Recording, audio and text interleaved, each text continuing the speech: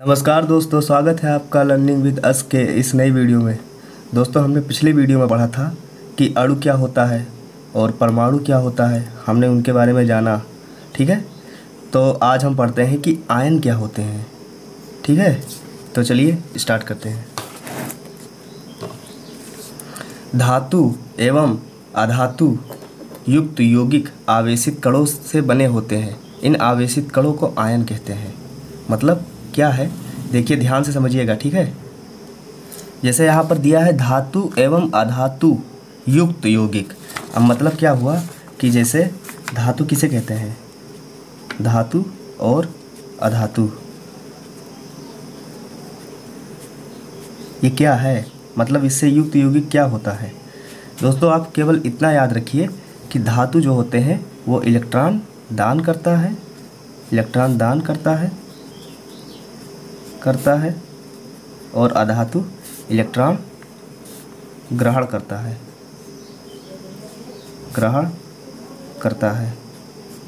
ठीक है, आपको इतना बात बहुत ध्यान में रखनी है। ठीक है, धातु है जो इलेक्ट्रॉन दान करता है और अधातु इलेक्ट्रॉन ग्रहण करता है। हम इसके बारे में अगले चैप्टर में बहुत ही ध्यान से और अच्छे से समझेंगे कि ये दान कैसे करता है और ग्रहण कैसे करता है। ठीक है, क्योंकि अभी तक हमने इलेक्ट्रॉन के बारे में पढ़ा नहीं है, इसलिए हम अभी इलेक्ट्रॉन की बात नहीं करेंगे। बस आपको इतना ध्यान देना है कि जो धातु होते हैं वो इलेक्ट्रॉन दान करते हैं और जो अधातु होते हैं वो इलेक्ट्रॉन ग्रहण करते हैं। ठीक है, आपको समझ में आया ना दोस्तों? तो आप इतना ही याद रखिए। ठीक है, और हम अगले जो इसका चैप्टर है उसमें पढ़ेंगे इलेक्ट्रॉन क्या होता है, तब बताएंगे कि हाँ धातु और अधातु क्या होते हैं, कैसे इलेक्ट्रॉन दान करते हैं और कैसे इलेक्ट्रॉन ग्रहण करते हैं। ठीक है, अब चलिए पढ़ते हैं। तो क्या कहा है, धातु एवं अधातु युक्त यौगिक। मैंने बताया ही आपको कि धातु इलेक्ट्रॉन दान करता है और अधातु इलेक्ट्रॉन ग्रहण करता है। युक्त यौगिक आवेशित कणों से बने होते हैं। आवेशित कण क्या होता है, जैसे आवेशित कण का मतलब होता है जैसे प्लस हुआ, माइनस हुआ, मतलब किसी तत्व के ऊपर आवेश। आवेश का मतलब क्या होता है, प्लस माइनस। ठीक है, इसी को आवेश कहते हैं। ठीक है, जैसे मान लीजिए कोई तत्व है जैसे Mg है, तो इस पर आवेश तो होगा।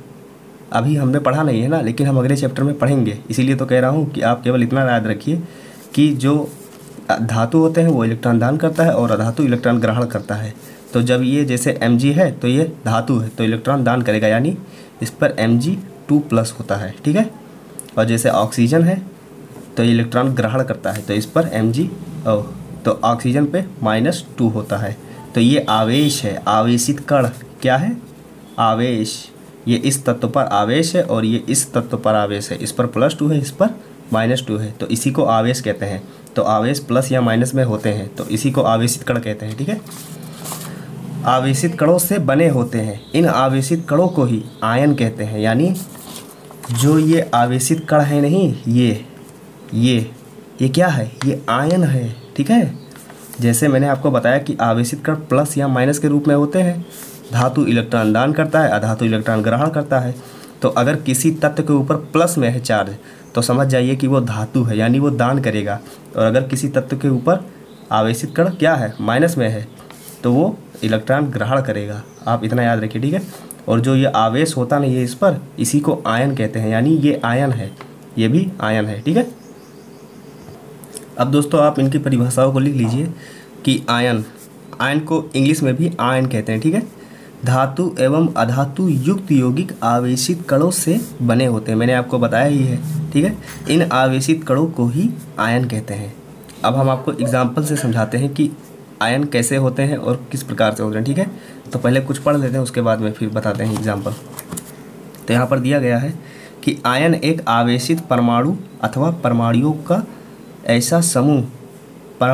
एक ऐसा समूह होता है जिस पर नेट आवेश विद्यमान होता है। यानी क्या कह रहा है, अभी हम आपको एग्जाम्पल से क्लियर कर दे रहे हैं इसको पूरे जो दिया गया है। ठीक है, या ऋण आवेश अथवा धन आवेश होता है। ठीक है, ऋण आवेश आयन को ऋणायन तथा धन आवेशित आयन को धनायन कहते हैं।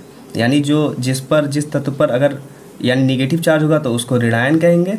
ठीक है, और जिस पर पॉजिटिव चार्ज होगा उसको धनायन कहेंगे। ठीक है, मतलब ऋणायन और धनायन का मतलब क्या होता है, देखिए कि जैसे मान लीजिए मैंने आपको यहाँ पर एग्जांपल दिया था Mg यानी मैग्नीशियम और ऑक्सीजन का, तो इस पर +2 चार्ज होता है और इस पर माइनस में चार्ज होता है।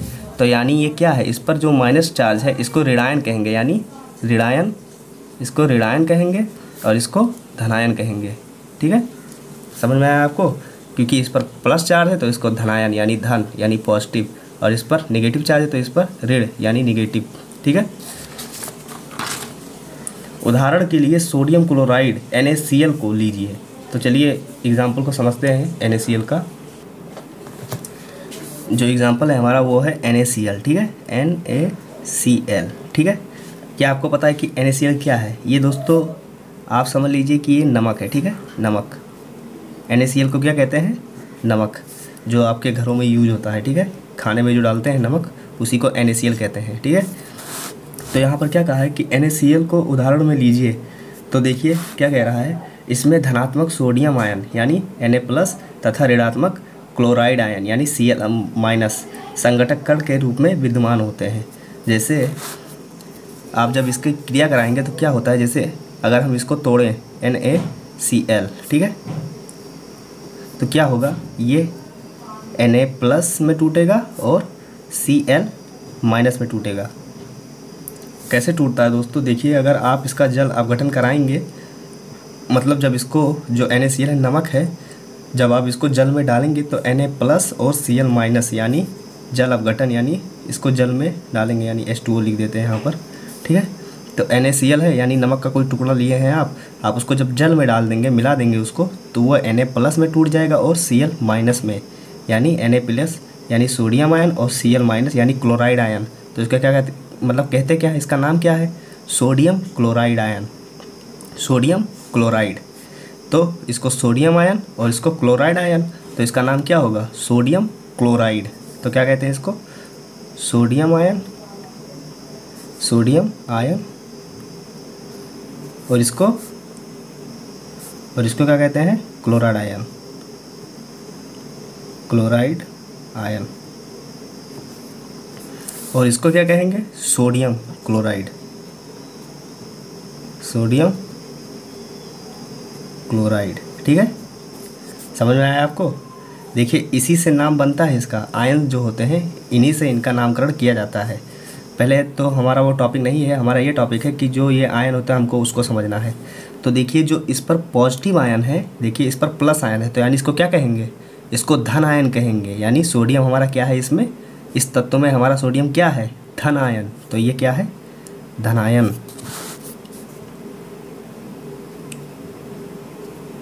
और क्लोराइड पे यानी Cl पे निगेटिव चार्ज है, यानी तो इसको क्या कहेंगे? ऋण आयन, ऋण आयन। ठीक है, आपको समझ में आया या नहीं दोस्तों? समझ में आया ना? अगर नहीं समझ में आएगा तो आप कमेंट बॉक्स में लिख दीजिएगा कि सर हमको एक बार और समझा दीजिए, तो मैं एक बार इसको वीडियो को और बना दूंगा। ठीक है, अब देखिए आगे क्या कह रहा है। सोडियम क्लोराइड आयन Cl संघटक के रूप में विद्यमान होते हैं। परमाणुओं के समूह जिस पर नेट आवेश विद्यमान हो उसे बहुपरमाणु कहते हैं। यानी जो ये परमाणु का समूह है, इस पर जितने भी यानी जैसे आप मान लीजिए ये परमाणु का समूह है। ठीक है, आपको एग्जांपल से क्लियर कर दे रहे हैं। क्या कहा है दोस्तों? देखिए यहाँ पर कहा है परमाणुओं का समूह। अब आपको पता है कि परमाणु किसे कहते हैं? जैसे जितने भी तत्व हैं हमारे मतलब प्रकृति में, उसी को ही परमाणु कहते हैं। तो देखिए तत्व जैसे सोडियम हो गया, नाइट्रोजन हो गया, हाइड्रोजन हो गया, क्लोरीन, ऑक्सीजन, मैग्नीशियम, सल्फर, जितने भी तत्व हैं उनको परमाणु तो होते हैं उनमें। ठीक है, तो परमाणुओं का समूह जिस पर नेट आवेश विद्यमान होता है, यानी जैसे आप अमोनिया को लेते हैं, मान लीजिए जैसे हमने अमोनिया को लिया NH3, ठीक है, NH3, ठीक है, तो इसका जो आयन होता है वो किस प्रकार से होता है? NH4+, यानी जो NH3 है इसने एक हाइड्रोजन को दान करके NH3 बनाया है। ठीक है, हाइड्रोजन को दान करके NH3 बनाया है। ठीक है, NH4+, यानी ये एक हाइड्रोजन को दान कर सकता है, इसीलिए इस पर प्लस आयन है। तो इस पे परमाणु का समूह क्या है? देखिए नाइट्रोजन एक अलग तत्व है और हाइड्रोजन एक अलग तत्व है, लेकिन जब दोनों मिल गए तो इसमें परमाणुओं का समूह हो गया। तो इस पर जो नेट आवेश विद्यमान होता है, ठीक है, तो इसको क्या कहते हैं? बहुपरमाणविक आयन। क्या कहेंगे?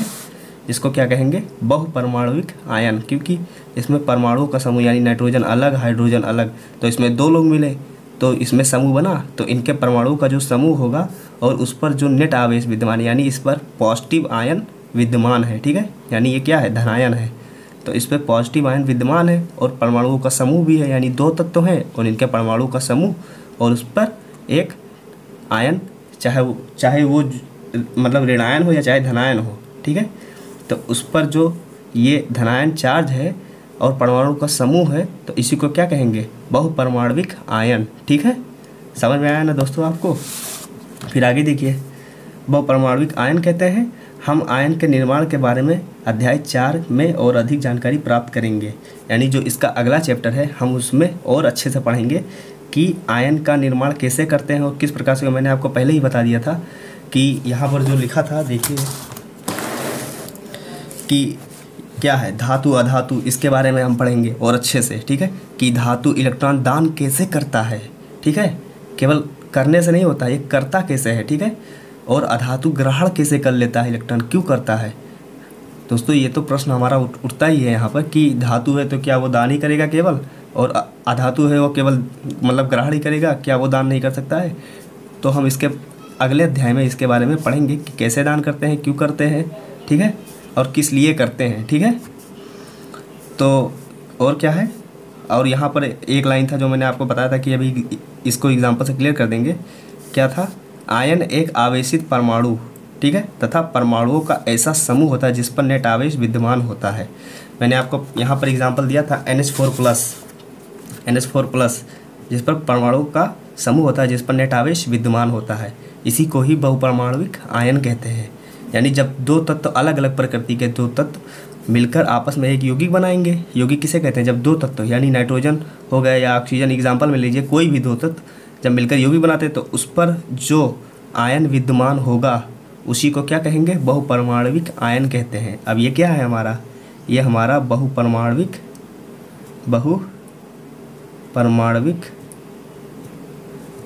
आयन है, ठीक है, ठीक है दोस्तों। तो मैं उम्मीद करता हूँ कि आपको समझ में आ गया होगा ये। और अब दोस्तों हम इसके कुछ यहाँ पर साड़ी दिया है, एग्जाम्पल दिया है, इसको हम पहले देख लेते हैं, फिर हम पढ़ेंगे रासायनिक सूत्र लिखना, ठीक है। तो यहाँ पर दिया है आयनिक यौगिक, यानी आयनिक यौगिक किस प्रकार से होते हैं, कैल्शियम ऑक्साइड। अब कैल्शियम ऑक्साइड का सूत्र क्या होता है आपको पता होना चाहिए। देखिए यहाँ पर कैल्शियम ऑक्साइड दिया, यानी कैल्शियम और ऑक्सीजन। तो कैल्शियम का सूत्र क्या होता है, एग्जाम्पल नंबर 1 हमारा क्या है, कैल्शियम ऑक्साइड, कैल्शियम ऑक्साइड। तो देखिए कैल्शियम यानी Ca होगा और ऑक्साइड यानी ऑक्सीजन होगा। तो जब ये आपस में एक यौगिक बनाएंगे तो किस प्रकार से बनेगा, CaO। अब ये CaO क्यों बनाता है, Ca2O बनाना चाहिए ना, तो इसका रीज़न होता है, कारण होता है क्यों बनाता है। तो देखिए इसके जो आयन होता है इस पर देखिए Ca+2 बनता है और इस पर O-2 बनता है। तो जब हम इसका रासायनिक सूत्र लिखना जब स्टार्ट करेंगे तब आपको समझ में आएगा कि ये क्यों इस प्रकार से बनाता है, ठीक है। तो अभी देखिए यहाँ पर हम केवल आयन के बारे में पढ़ रहे, इसलिए हम आपको आयन दिखा रहे हैं, ठीक है। तो इस पर पॉजिटिव आयन है तो ये क्या होगा, धनायन होगा, और इस पर निगेटिव आयन है तो ये क्या होगा, ऋणायन होगा, ठीक है। समझ में आया ना दोस्तों आपको। और ये क्या है जो ये पूरा लिखा है इसको क्या कहेंगे, ये हमारा आयन होगा, और ये भी आयन है, चाहे पॉजिटिव हो या निगेटिव हो। आयन होता है निखिल, जिस पर पॉजिटिव आयन होता है उसको धनायन, और जिस पर निगेटिव आयन होता है उसको ऋणायन कहते हैं। अब इसका दिया है द्रव्यमान अनुपात। अब आपको तो द्रव्यमान अनुपात मैंने आपको बताया ही है। देखिए द्रव्यमान अनुपात क्या होगा इसका, द्रव्यमान अनुपात, देखिए कैल्शियम का परमाणु भार कितना होता है, 40, ठीक है, और अनुपात लगाएंगे ना, द्रव्यमान का अनुपात यानी दोनों तत्वों का द्रव्यमान का अनुपात, तो इसका 40 होता है। तो ऑक्सीजन का कितना होगा, ऑक्सीजन का 16 होता है। अब आप इसको 8 से काटिए तो 8 × 40 और 8 दूनी 16, तो इसका द्रव्यमान अनुपात कितना होगा, 5:2, ठीक है, यानी 5:2। आप देख सकते हैं यहाँ पर दिया है, ठीक है। दूसरा एग्जांपल हमारा क्या है, मैग्नीशियम सल्फाइड, मैग्नीशियम एवं सल्फ़र। अब देखिए मैग्नीशियम सल्फाइड, दोस्तों आप वही एग्जांपल है, आप देख लीजिए, द्रव्यमान अनुपात भी वही करना है। सोडियम क्लोराइड वही चीज़ है। सोडियम क्लोराइड मैंने आपको बताया ही है, NaCl, उसी को तो कहते हैं सोडियम क्लोराइड। तो ये दोस्तों आपको कुछ एग्जांपल दिए थे समझने के लिए, ठीक है। अब आपको अगला वीडियो पढ़ने से पहले आपको कुछ इसमें याद करना होगा, तभी आपको अच्छे से समझ में आएगा। जैसे यहाँ पर जो दिया गया है, देखिए यहाँ पर श्रेणी 3.6 में कुछ सामान्य सरल एवं बहुपरमाणुक आयन दिए हैं। देखिए यहाँ पर लिखा है बहुपरमाणुक आयन, जैसे OH minus, NH4+, NO3 minus, जो आपको मैंने समझाया था NH4+ का एग्जाम्पल। तो देखिए इसमें ये मतलब इसको क्या कहेंगे, जो इस पर आयन पॉजिटिव आयन है इसको क्या कहेंगे, इस पर नेगेटिव आयन है तो इसको क्या कहेंगे, इस पर 2- है इसको, 2+ है इसको क्या कहेंगे, मतलब इसका नामकरण क्या होगा। तो जैसे सोडियम है तो सोडियम पर एक चार्ज, मतलब एक प्लस चार्ज होगा, यानी ये एक दान करेगा इलेक्ट्रॉन, एक इलेक्ट्रॉन। पोटेशियम ये मतलब ये भी एक इलेक्ट्रॉन दान करेगा। अगर देखिए केवल प्लस लगा है तो यानी उसके आगे एक है आगे, क्योंकि एक छिपा होता है, ठीक है। फिर सिल्वर जो है, हमारा जो सिल्वर होता है वो Ag+, यानी ये भी एक इलेक्ट्रॉन दान करेगा। कॉपर फर्स्ट, ठीक है, ये भी एक इलेक्ट्रॉन दान करेगा। फिर आगे देखिए कैल्शियम, नहीं सॉरी मैग्नीशियम, यानी ये 2 इलेक्ट्रॉन दान करेगा क्योंकि इस पर 2+ है। कैल्शियम ये भी 2 इलेक्ट्रॉन दान करेगा, ठीक है। जिंक ये भी 2 इलेक्ट्रॉन, आयरन सेकंड ये भी 2 इलेक्ट्रॉन, कॉपर सेकंड ये भी, यहाँ पर कॉपर फर्स्ट है तो ये 1 इलेक्ट्रॉन, यहाँ पर कॉपर सेकंड है तो 2 इलेक्ट्रॉन। फिर copper second 2 electron, aluminium 3 electron दान करेगा क्योंकि 3+ है। आयरन थर्ड 3 इलेक्ट्रॉन, ठीक है। आप फर्स्ट सेकंड, ठीक है, और आयरन सेकंड और आयरन थर्ड, इस टाइप से आप इसको याद कर लीजिएगा। आप भूलिएगा नहीं दोस्तों, क्योंकि आपको जब ये याद हो जाएगा तो ये जो रासायनिक सूत्र लिखना होता है कि मतलब जो मैंने आपको बताया था कि ये कैसे लिख जाता है, कि ये जैसे CaO लिखा है तो क्यों लिखा है, इस पर चार्ज ऐसा इतना ही क्यों होता है, ठीक है। आप तभी आप इसको अच्छे से समझ पाएंगे, ठीक है। और जैसे मैंने आपको एग्जांपल दिया था NaCl, तो Na+ और Cl- ये मिलकर इस टाइप से NaCl ही क्यों बनाते हैं, क्यों नहीं इस प्रकार से Na2Cl बना सकते हैं, Na3Cl क्यों नहीं बनाते हैं, ठीक है। तो आप इसको समझ जाएंगे अच्छे से कि क्यों नहीं बनाते हैं, ठीक है, केवल NaCl ही क्यों बनता है। उसके बाद अब आपको इसको याद करना पड़ेगा अच्छे से, आप इसको याद कर लीजिएगा। जैसे यहाँ पर H+ है तो हाइड्रोजन, H- है तो हाइड्राइड कहेंगे, ठीक है। फिर क्लोराइड यानी Cl- होगा, bromide Br-, iodide I-, oxide तो O पर 2- होगा, सल्फाइड यानी जिस पर मानिए यहाँ पर जैसे 2- है तो यानी ये 2 इलेक्ट्रॉन ग्रहण करेगा, ठीक है। तो जिस पर नेगेटिव चार्ज होते हैं यानी आप उसको पहले ही जान सकते हैं कि वो अधातु है, और जिस पर पॉजिटिव चार्ज होते हैं वो धातु है, ठीक है, क्योंकि वो दान करेगा और ये ग्रहण करेगा, ठीक है। फिर यहाँ पर है नाइट्राइड तो यानी N3-, ammonium NH4+, hydroxide OH-, ठीक है। फिर nitrate NO3-, hydrogen carbonate HCO3-, carbonate CO3 sulphide SO3 sulphate SO4 phosphate PO4 इसको आपको मतलब आप थोड़ा थोड़ा करके याद कीजिए, आपको बहुत अच्छे से याद हो जाएगा, ठीक है। जैसे यहाँ पे बहुपरमाणुक आयन मैंने आपको समझाया था, तो देखिए इसमें बहुपरमाणुक आयन क्या होते हैं, देखिए इसमें मतलब कोई एक अकेला तत्व नहीं है, इसमें 2 तत्व या 3 तत्व मिलकर मतलब बहुपरमाणु यानी बहुत से तत्व मिलकर एक आयन बनाते हैं। देखिए ये आयन बन गया, 2 तत्व मिले हैं तो इसके जो परमाणु आपस में मिल जाते हैं और एक आयन का निर्माण कर देते हैं, तो ये पूरा हमारा क्या हुआ, ये हमारा आयन, ये भी पूरा आयन है, ठीक है। अब कोई धनायन होता है, कोई ऋणायन हो सकता है, अब इसमें वो तत्व के जो गुण है उस पर वो होता है ना। तो दोस्तों अब हम आज के वीडियो को करते हैं यही समाप्त और मिलते हैं नेक्स्ट वीडियो में। और अगर दोस्तों आपको वीडियो अच्छा लगे तो वीडियो को लाइक करिएगा और शेयर ज़रूर कर दीजिएगा, और अगर आज चैनल पे नए हो तो चैनल को सब्सक्राइब करके बेल आइकन को भी प्रेस कर लीजिएगा, ठीक है। तो दोस्तों मिलते हैं अगले वीडियो में, तब तक के लिए धन्यवाद।